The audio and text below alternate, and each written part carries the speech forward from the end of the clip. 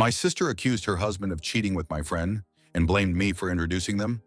My parents kicked me out without asking a single question. 5 years later, the truth came out, and it shattered everything they thought they knew. You ever have your entire life burned to ash in under 24 hours? Not slowly, not in little pieces, just boom, gone. No warning, no explanation. One moment I was having dinner with my folks, texting my sister about holiday plans. The next I was sitting on a freezing sidewalk clutching 2 duffel bags and wondering how the hell I became the family villain. It all started with a phone call. It was a Tuesday. I remember that because Tuesdays were quiet at work and I'd gotten off early. I had groceries in the passenger seat, frozen pizza, some apples, oat milk for my weird smoothie phase. I was halfway home when Mom called. Her voice was sharp, clipped. "Get home. Now it's about Rachel." That was it. No explanation. Just enough panic in her voice to flip my stomach. By the time I pulled into the driveway, Rachel's car was already there. She was inside, sobbing so hard her mascara had painted black trails down her cheeks. My parents sat on either side of her, like courtroom judges. I dropped the keys on the counter and asked what happened. She didn't even look at me.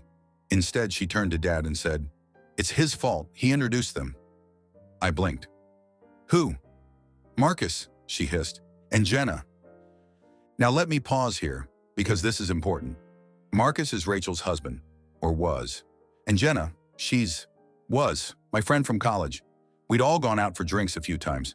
She's funny, smart, and yeah, she wanted to lose a bit of weight before her sister's wedding, so I suggested she reach out to Marcus.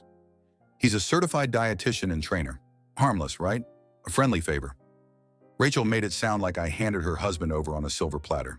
"She's been seeing him for months," she cried, "and he only got close to her because he," she jabbed a finger at me, "made the introduction." I felt like the room spun out from under me. "What are you talking about? Marcus never—" "Don't lie to me," she screamed. "You knew. You always knew." I looked to my parents, expecting anyone to inject reason. But Mom wouldn't meet my eyes and Dad's jaw was set like stone. "You brought this filth into our lives," he muttered. "What filth?" I asked, my voice cracking. "Jenna's not. She didn't do anything. Marcus would never cheat." "She admitted it," Rachel snapped. I stared at her. "What?" "She admitted it," she said again, softer this time. I found the text. I saw how he looked at her. "You don't understand." But I did understand. I understood that nothing had been proven, that this was emotion and assumption twisted into something dangerous, and no one was stopping her. "No one's even asked Marcus what happened," I said, panicking now. "Don't you dare defend him," my mom spat. "Not after what you've done." What I'd done? I looked around the living room, the same place we'd opened Christmas presents, the same couch where Dad fell asleep during Sunday football. It was like they'd all been body snatched. Faces I'd known my whole life were suddenly alien, cold. "I didn't know," I said quietly. "I swear to you. I just thought Jenna needed help. Marcus volunteered. That's all. That's all it ever was." Rachel laughed. But it was this broken, bitter thing that didn't reach her eyes. "You always loved Marcus more than me." My stomach dropped. "What?" "You two were always so close, weren't you?" she said, voice trembling. "Even when we were dating. He always talked to you more than me. I should have seen it. You wanted this to happen." "Rachel," I whispered, "what the hell are you talking about?" "You're not my brother anymore," she said, just like that. I turned to Mom, to Dad, to anyone who might remember I was a person and not just a target, but they'd already made their decision. I could see it in their silence. Dad stood up. "Get your things. You need to go." "Go?" I asked, stunned. "You think we're going to let you stay here after this?" Mom asked, eyes glinting. "You betrayed this family." I laughed nervously, hysterically. "You've lost your minds, all of you. There's no proof of anything. I didn't do anything." "We saw enough," Mom snapped. "We saw the way Marcus looked at her, and now Rachel's broken, and you're sitting here acting like a victim?" I wasn't acting, but it didn't matter. Logic didn't matter. Facts didn't matter. I packed what I could in 20 minutes. A duffel of clothes, laptop, a few photos I couldn't bear to leave behind. Everything else, books, furniture, the signed guitar from college, I had to leave. Jenna texted me as I sat on the curb, bags at my feet. "Hey, what's going on? Rachel just blew up at me. She said I ruined her marriage?" I stared at the screen, then typed, "She thinks you and Marcus had an affair. She blames me for introducing you." She replied almost instantly, "What? That's not true. Marcus barely even spoke to me outside of sessions." Nothing ever happened. I swear to God. I believed her. Of course I did. Jenna had always been straightforward, honest to a fault. But belief didn't matter either. My life was already ruined. I didn't even have anywhere to go. That night, I slept in my car outside a 24-hour diner. The air reeked of burnt coffee and motor oil. I cried like a kid, ugly, gasping sobs I hadn't let out since I was 12. And the worst part wasn't even the betrayal. It was the confusion. I replayed every moment in my head, every family dinner, every birthday, every time I'd helped Rachel move or babysit her cat or dropped everything to run errands for Mom. When had it all turned sour? How had I gone from the good son to the pariah? And if I was so disposable, why hadn't I seen it before? The next few days blurred. Jenna tried to reach out again, but I was too numb to talk. My best friend, Derek, offered me his couch for a few nights. I took it. I had no choice. I had no job. Marcus had helped me land one at a wellness center he worked with, and after the blow-up, they politely asked me to take some time off. Too much drama, they said. I sold my guitar to make rent on a shoebox studio apartment. I picked up shifts at a late-night convenience store, cleaned Airbnbs on weekends. I didn't go home for Christmas. They didn't invite me. Jenna kept denying everything, swore on her life that Marcus never touched her, that all their sessions were professional and boring. But Rachel wouldn't answer my texts, and my parents had blocked me. I was grieving ghosts that were still alive. And every time I saw a family out together, or passed the Italian place where we used to celebrate birthdays, something inside me cracked a little more. They left me, just left me, because of a lie. You know the worst part, Frankie? I still loved them. Even after everything, I still hoped I'd wake up to a text from Mom saying, "Come home." I kept imagining Dad showing up at my door, ashamed and furious with himself, saying, "We made a mistake." But that text never came. That knock never happened. Instead, I learned how to live without them, how to quiet the noise in my head that whispered, "You were never enough."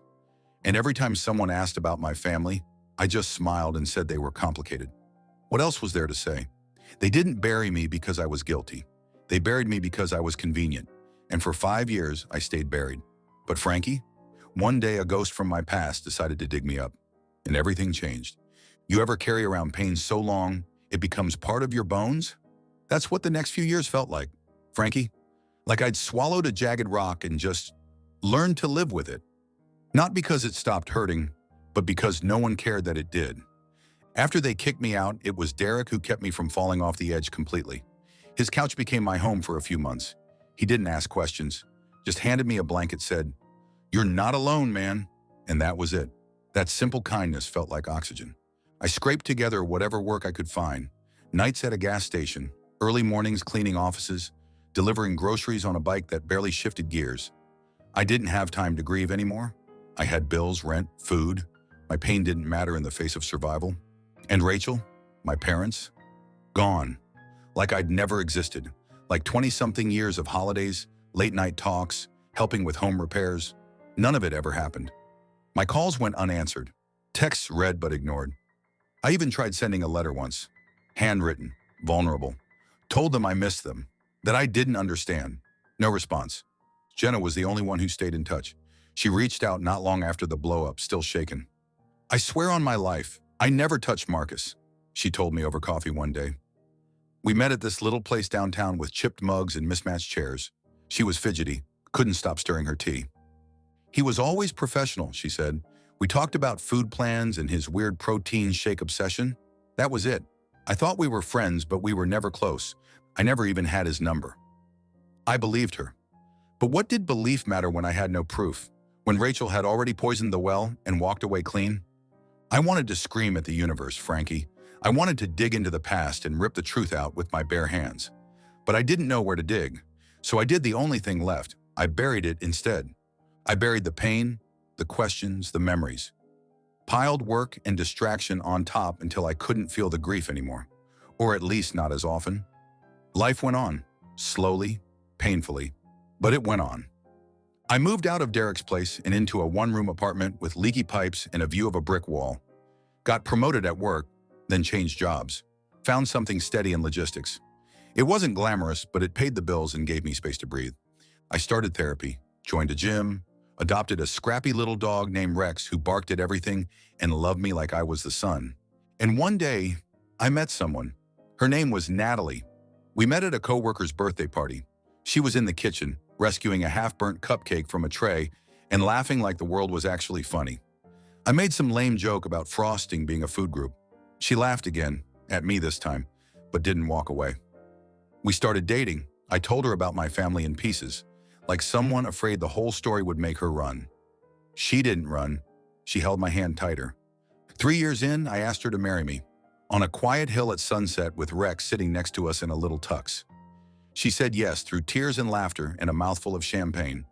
I felt like maybe, just maybe, the world had stopped punishing me. We took an engagement photo a few weeks later. Nothing fancy, just the two of us holding hands in front of a graffiti wall downtown, her head on my shoulder, that same spark in her eyes that made me fall in love in the first place. I posted it on Facebook, a little hesitant but proud. "Can't wait to marry this woman," I wrote. It was the first time in years I'd shared anything public, and that's when it started. 3 days later, I got an email from a random address. No subject line, no name, just a single sentence. "It's time you saw the truth." Attached were screenshots, dozens of them. I almost didn't open it, thought it was spam. But the second I saw Marcus's name in the thread titles, my heart dropped into my stomach. It wasn't him cheating, it was Rachel. The emails were old, from a burner account, but the voice was hers, undeniably hers. She wrote like she talked. The little exclamation points, the way she signed her name, Rach, like she was still in high school, and she wasn't writing to Marcus. She was writing to Tyler. Tyler, the guy she used to hook up with before Marcus. Her what-if guy. The one our parents never liked. The one she always swore was in her past. Except, he wasn't. The emails dated back a year before the divorce. Love letters, confessions, late-night plans to meet up when Marcus was at work late again. Apologies for almost getting caught, and whispers about how the guilt is eating me alive. There were pictures of her, of them, together, hotel receipts, a shared playlist called Only Us. All those years, all that shame, the isolation, the self-doubt, and it was all built on her lies. Marcus hadn't cheated. Jenna hadn't done a damn thing. I hadn't destroyed anything. Rachel had. I read the email a dozen times, stared at the sender's address, Marcus. He hadn't written anything beyond that first line. No apology, no explanation, just the evidence. And honestly, I didn't need anything else. He'd given me the one thing I'd been starved for, truth. I sat on my bed that night with Rex curled against my leg and Natalie rubbing my back as I cried for the first time in years. Not from pain, but from relief. It wasn't me. I hadn't imagined it. I wasn't crazy. They had chosen the wrong person, and now finally I had the proof. For a moment, I didn't know what to do with it.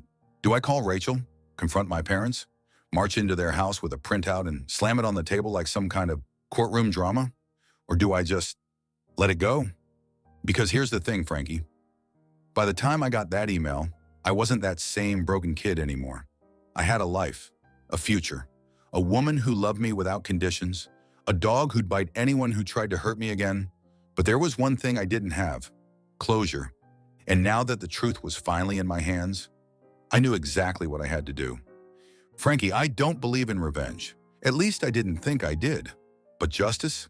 That's a different story. After Marcus sent me that email, I sat with it for 2 weeks, let it settle in my bones. I read and reread those messages from Rachel to Tyler like I was learning a new language, one called truth. Every line cut through years of shame and silence. Then one morning, I woke up, looked in the mirror, and said out loud, "Enough!" I didn't want a phone call.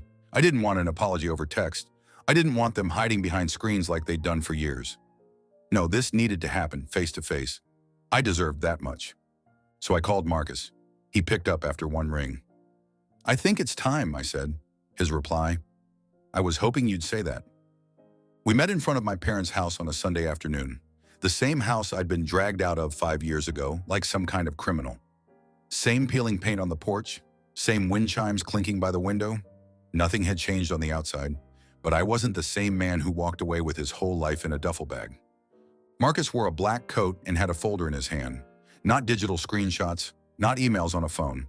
Printed, tangible. As if he knew, just like I did, that they wouldn't believe it unless they could hold it. "You sure about this?" he asked. I nodded. "Let's end this." We walked up the steps together. I raised my hand and knocked.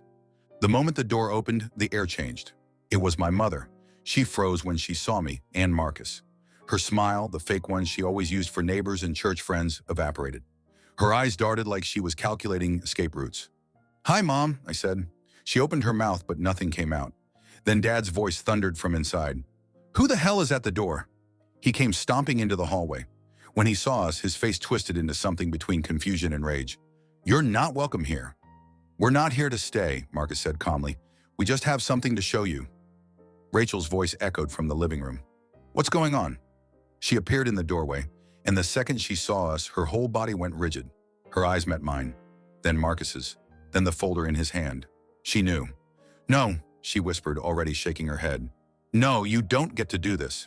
"You did this," I said. 5 years ago. You lied. You got me kicked out. You let everyone believe Marcus was cheating when it was you the whole time." She backed up like we'd hit her. "You don't know what you're talking about." "We do," Marcus said, holding up the folder. "We know everything." I turned to my parents. "You want to talk about betrayal? Let's talk." And we laid it all out. Marcus handed them the printouts, pages of emails, photos, timestamps, hotel receipts. My mom took them with trembling fingers. My dad stood stone-faced until he saw the playlist, the one called Only Us. He blinked, once, twice, then looked at Rachel. "Tyler," he asked quietly. She was already crying. "Dad, it's not what you think." "You wrote him love letters," I said. "You told him Marcus didn't make you feel alive. You said you were trapped in your marriage, and then you came home and blamed me for it." Rachel shook her head, mascara running.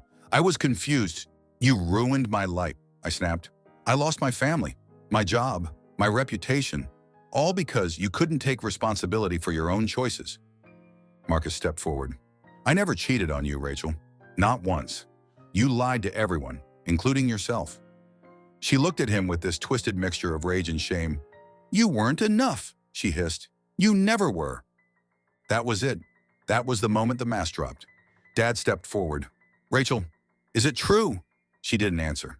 "Answer me," he shouted. She jumped, then muttered, "Yes." The silence after that was louder than any scream. Dad turned to my mother.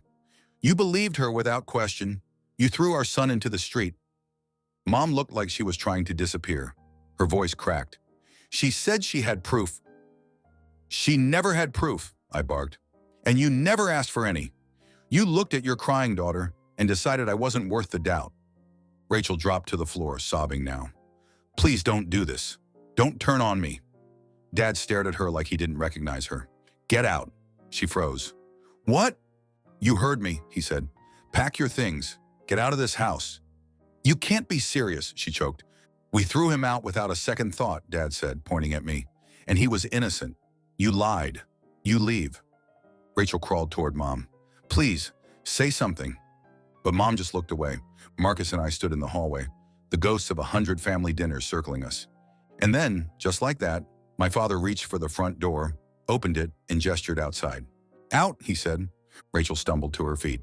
"You're choosing him over me?" "I'm choosing the truth," he said. I watched her walk out the door, begging, her hands clutching a phone, her voice shrill and frantic. It was a scene straight out of my own past. Only this time, I wasn't the one crying. This time, I wasn't the one being abandoned. And I won't lie to you, Frankie, it didn't feel like revenge. It felt like a release, like exhaling a breath I didn't know I'd been holding for 5 years. After she was gone, we stood in the doorway in silence. My dad looked older. My mom didn't look at me. Marcus turned to leave, but I stopped him. "Thank you," I said quietly, "for everything." He nodded once. "You deserved the truth." Then he walked away. I didn't go inside. There was nothing left for me in that house. When I got back to the car, Natalie was waiting for me. She didn't say a word, just reached over and held my hand. And for the first time in half a decade, I felt light. You'd think the story would have ended there, right? That moment on the porch, Rachel sobbing and begging while our father slammed the door shut behind her. That should have been the end. It felt final, like justice had been served and the credits should roll. But manipulators don't fade out gracefully, Frankie. They claw, they twist and haunt. Rachel didn't disappear. She got worse. The first time she showed up at my place, it was late, almost midnight. Natalie and I were curled up on the couch watching reruns, the kind of quiet night that makes life feel soft again. Then came the banging, not a knock, banging. fists pounding the door like she wanted to punch her way inside. Rex went berserk. I opened the door a crack, just enough to see her on the porch. Barefoot, eyes wild, mascara smeared like she hadn't slept in days. "Talk to me," she said. "No," I replied. Calm, cold. "I need you to understand what I was going through back then," she begged. "You don't know what it's like to feel unloved." "Unloved?" I laughed. "Rachel, you destroyed me. You had everyone's love, and when that wasn't enough, you took mine too." She started crying. Real or fake, I couldn't tell anymore. Maybe she didn't even know the difference. "I didn't know what else to do," she said, reaching for the door. "You were always so good, so perfect." I closed it in her face before she could finish. She screamed, pounded again. Natalie called the police while I stood silently behind the door, my chest tight. The cops came. She was gone by the time they arrived, but it wouldn't be the last time. A week later, she left a note on my windshield, then a voicemail, then a second appearance. This time, she stepped into the street in front of my car like some movie scene gone wrong. I had to swerve into a parking lot just to avoid hitting her. I called the police again, filed for a restraining order. That finally scared her off, at least physically. But emotionally, she passed the torch to our parents. It started subtly. An email from my mom. "We miss you. We were wrong. Let's move forward." No apology, just the implication that all of this, 5 years of abandonment, was some kind of mutual misunderstanding, like I was equally responsible for the chaos she helped create. I ignored it. Then a message from Dad. "We saw the engagement photos. Natalie looks lovely. We'd love to be at the wedding." I stared at the screen for a long time, then deleted it. That should have been it. But of course, they couldn't help themselves. 2 weeks later, Rachel is back home. She's struggling. We thought maybe we could all have dinner and talk things through. "Start fresh." I laughed, out loud, right there in the kitchen. Natalie walked in and asked what was funny. I read her the message. She didn't laugh, just shook her head and said, "Please tell me you're not considering it." "I'm not," I said, "not for a second." Because here's the thing, Frankie. When someone breaks you, really breaks you, and you fight like hell to build yourself back from the rubble, you don't owe them a seat at the table just because they noticed you're whole again. They didn't want me when I was wounded. They don't want me now that I've healed. Forgiveness is something earned, not something demanded out of convenience or guilt. For 5 years, I was invisible to them. They never called, never texted, not on birthdays, not when I was hospitalized with a bad flu, not when I got promoted or adopted Rex or moved into a place with actual sunlight. They only reached out when my life started looking good again. That's not love.